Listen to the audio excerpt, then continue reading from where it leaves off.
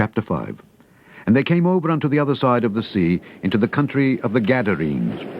And when he was come out of the ship, immediately there met him out of the tombs a man with an unclean spirit, who had his dwelling among the tombs, and no man could bind him, no, not with chains, because that he had been often bound with fetters and chains, and the chains had been plucked asunder by him, and the fetters broken in pieces. Neither could any man tame him. And always, night and day, he was in the mountains and in the tombs, crying and cutting himself with stones. But when he saw Jesus afar off, he ran and worshipped him, and cried with a loud voice and said, What have I to do with thee, Jesus? Thou Son of the Most High God. I adjure thee by God, that thou torment me not. For he said unto him, Come out of the man, thou unclean spirit. And he asked him, What is thy name?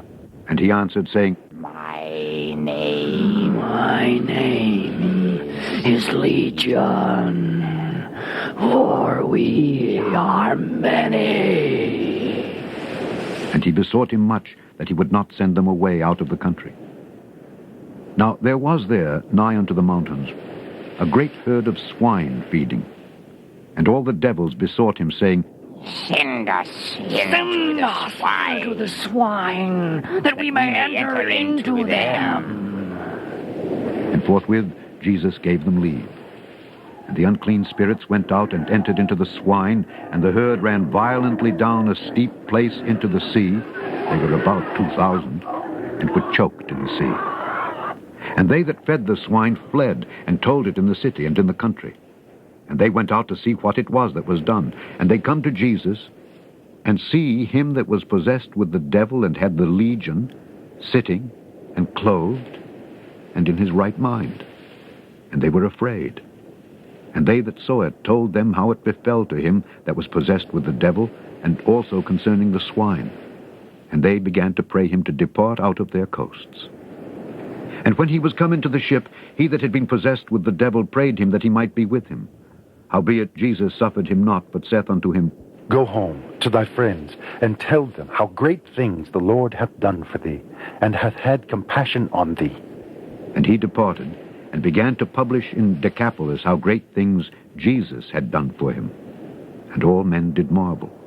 And when Jesus was passed over again by ship unto the other side, much people gathered unto him, and he was nigh unto the sea. And behold, there cometh one of the rulers of the synagogue, Jairus by name, and when he saw him, he fell at his feet, and besought him greatly, saying, My little daughter lieth at the point of death.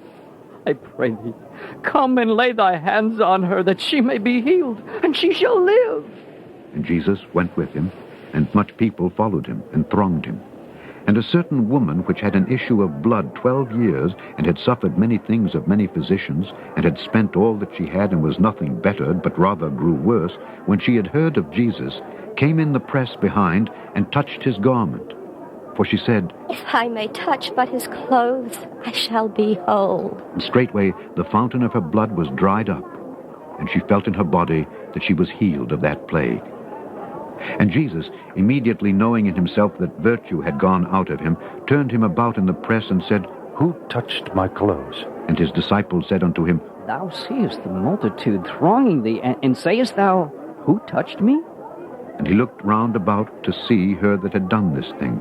But the woman, fearing and trembling, knowing what was done in her, came and fell down before him, and told him all the truth. And he said unto her, Daughter, thy faith hath made thee whole. Go in peace, and be whole of thy plague. While he yet spake, there came from the ruler of the synagogue's house certain which said, Thy daughter is dead. Why troublest thou the master any further? As soon as Jesus heard the word that was spoken, he saith unto the ruler of the synagogue, Be not afraid, only believe. And he suffered no man to follow him, save Peter, and James, and John, the brother of James.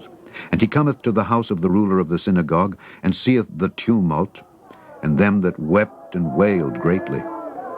And when he was come in, he saith unto them, Why make ye this ado, and weep? The damsel is not dead, but sleepeth. And they laughed him to scorn.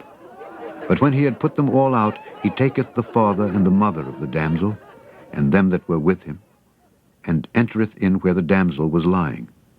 And he took the damsel by the hand, and said unto her, Talitha cumi, which is, being interpreted, Damsel, I say unto thee, arise. And straightway the damsel arose and walked, for she was of the age of 12 years. And they were astonished with a great astonishment. And he charged them straitly that no man should know it, and commanded that something should be given her to eat.